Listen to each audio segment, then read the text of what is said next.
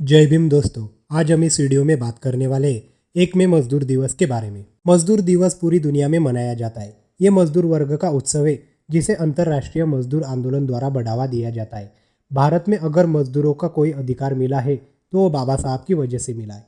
इसलिए मजदूर दिवस पर बाबा साहब को याद न करना बाबा साहेब के विरासत के साथ अन्याय होगा। समाज के प्रति बाबा साहेब का योगदान बहुत बड़ा है, लेकिन लगभग सभी लोग एक श्रमिक नेता के रूप में बाबा साहेब की भूमिका को नज़रअंदाज करते हैं।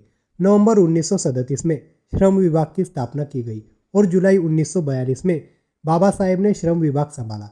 सिंचाई और बिजली के विकास के लिए नीति निर्माण और योजना बनाना एक प्रमुख चिंता का विषय था। बाबा साहेब के मार्गदर्शन में श्रम विभाग ने ही बिजली प्रणाली विकास, पन बिजली स्टेशन स्थलों, जल विद्युत सर्वेक्षणों, बिजली उत्पादन की समस्याओं का विश्लेषण और थर्मल पावर स्टेशन की जांच के लिए केंद्रीय तकनीक विद्युत बोर्ड CTPB की स्थापना करने का निर्णय लिया। अगर भारत में मजदूरों के अधिकारों को सुरक्षित रखने वाला कोई व्यक्ति है तो वो कोई और नहीं बल्कि बाबा साहेब है।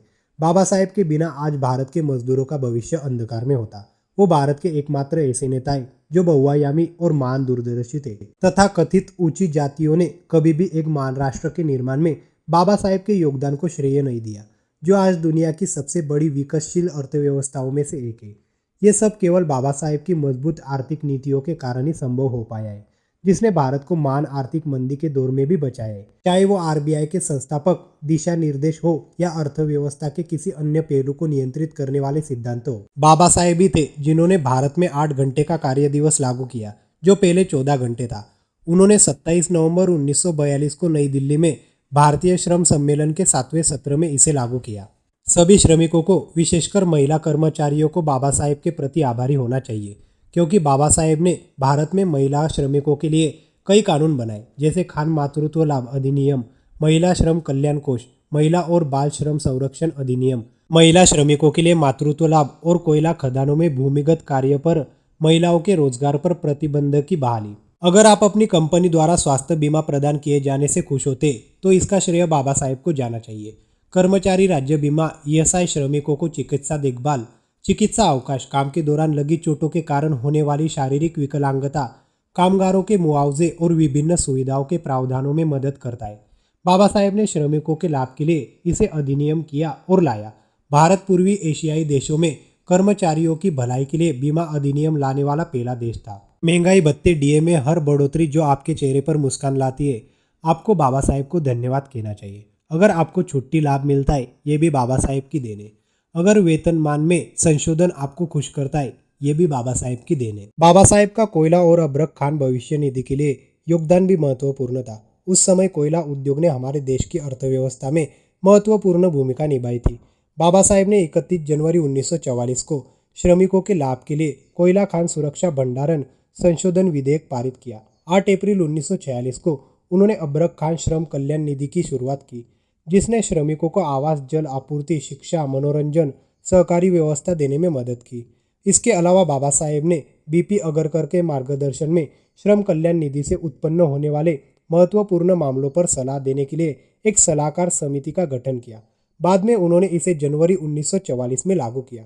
वायसराय की परिषद के श्रम सदस्य के रूप में बाबा साहेब ने श्रमिकों की उत्पादकता बढ़ाने के लिए कार्यक्रम शुरू किए, जिसमें उन्हें नौकरी बेहतर ढंग से करने के लिए आवश्यक शिक्षा और महत्वपूर्ण कौशल प्रदान करना, महिला श्रमिकों के लिए स्वास्थ्य देखभाल और मातृत्व अवकाश का प्रावधान शामिल था।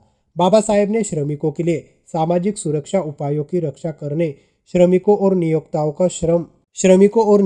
को श्रम नीति के निर्माण में भाग लेने का समान अवसर देने और ट्रेड यूनियनों और श्रमिक संगठनों की अनिवार्य मान्यता शुरू करके श्रमिक आंदोलन को मजबूत करने के लिए 1942 में त्रिपक्षीय श्रम परिषद की स्थापना की। आज बाबा साहेब द्वारा औद्योगिक विवादों और अशांति को हल करने के लिए सुझाया गया न्यायाधिकरण प्रणाली, श्रमिक नियोक्ता और सरकारी प्रतिनिधि भारत में औद्योगिक समस्याओं को हल करने के लिए व्यापक रूप से प्रचलित तरीका है। हालांकि ये शर्म की बात है कि वर्तमान सरकार इसे प्रभावी ढंग से लागू नहीं कर रही है। बाबा साहेब ने बिजली क्षेत्र में ग्रिड सिस्टम के महत्व और आवश्यकता पर जोर दिया, जो आज भी सफलतापूर्वक काम कर रहा है। अगर आज बिजली इंजीनियर प्रशिक्षण के लिए विदेश जा रहे तो इसका श्रेय भी बाबा साहेब को जाता है, जिन्होंने श्रम विभाग के नेता के रूप में विदेश में सर्वश्रेष्ठ इंजीनियरों को प्रशिक्षित करने की नीति बनाई। ये शर्म की बात है कि भारत की जल नीति और बिजली नियोजन में बाबा साहेब की भूमिका के लिए कोई भी उन्हें श्रेय नहीं देता। श्रम को समवर्ती सूची में रखा गया, मुख्य और श्रम आयुक्त नियुक्त किए गए, श्रम जांच समिति बनाई गई, इन सब का श्रेय बाबा साहेब को जाता है। न्यूनतम मजदूरी अधिनियम बाबा साहेब की देन थी और मातृत्व लाभ विधेयक बाबा साहेब की देन थी, जिसने महिला श्रमिकों को सशक्त बनाया। अगर आज भारत में रोजगार कार्यालय है तो ये बाबा साहेब की दूरदृष्टि के कारण है। फिर से ये शर्म की बात है कि वर्तमान सरकारें उन्हें ठीक से नहीं चला रही है। अगर श्रमिक अपने अधिकारों के लिए हड़ताल कर सकता है तो ये बाबा साहब की वजह से। उन्होंने श्रमिकों के हड़ताल के अधिकारों को स्पष्ट रूप से मान्यता दी थी। 8 नवंबर 1943 को बाबा साहेब ने ट्रेड यूनियनों की अनिवार्य मान्यता के लिए भारतीय ट्रेड यूनियन संशोधन विधेयक पेश किया। बाबा साहेब का मानना था कि देश के आर्थिक विकास में दलित वर्गों की महत्वपूर्ण भूमिका होनी चाहिए।